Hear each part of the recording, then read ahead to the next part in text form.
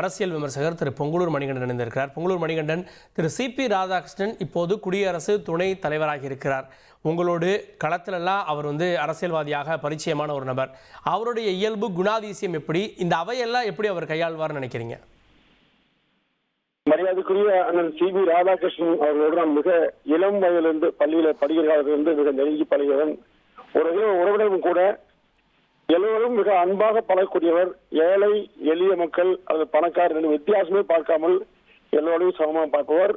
அவர் குடும்பத்தில் ஏற்கனவே அவருடைய தந்தையாருடைய சொந்த சகோதரர் ஐயா சி.கே. குப்புசாமி அவர்கள் கோவை நாடாளுமன்றத்தில் 3 முறை உறுப்பினர் இருக்கிறார்.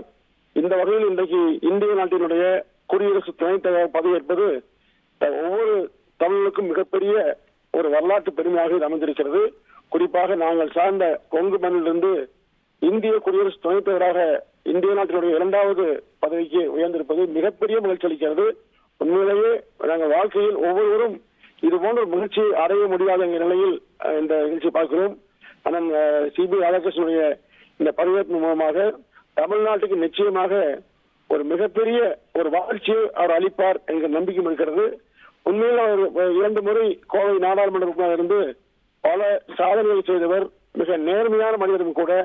யார் எந்த உதவி கேட்டு சென்றாலும் தன்னால் முடியும் என்று சொன்னால் நிச்சயமாக அது முடியும் என்று செய்து காட்டியவர்.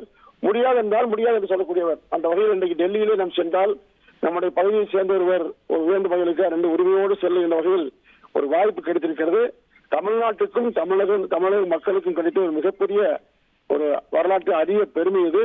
இந்த அவர் பதவியேற்கின்ற நாளில் மிகப்பெரிய மகிழ்ச்சியில் கிடைக்கிறோம். குறிப்பாக திருப்பூர் எங்கள் மாவட்டம் மிகப்பெரிய கொண்டாட்டத்தில் இருக்கிறது.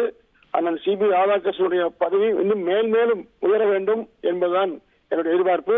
நிச்சயமாக அடுத்து குடியரசுத் தலைவர் நிலைக்கு வருவார் என்கிற நம்பிக்கையும் நிச்சயமாக எல்லாத்துக்கும் உண்டு. அவருடைய குடும்பத்தை பொறுத்தவரையில் நீண்ட காலமாக ஒரு பாரம்பரியமிக்க தேசிய குடும்பம். அந்த வகையில் அண்ணன் சிபிஆர் அவர்களுக்கு இயற்கை அளித்த ஒரு வரப்பிரசாதம் பார்க்கிறேன். ஒரு எளிய மனிதர். அவரை பற்றி பலரும் ஒரு இந்துத்துவ கொள்கையோடு ஒப்பிட்டு பேசுவார்கள். நிச்சயமாக அந்த மாதிரி இல்லை. எல்லா மனிதர்களையும் அவர் நேசிக்கக்கூடியவர்.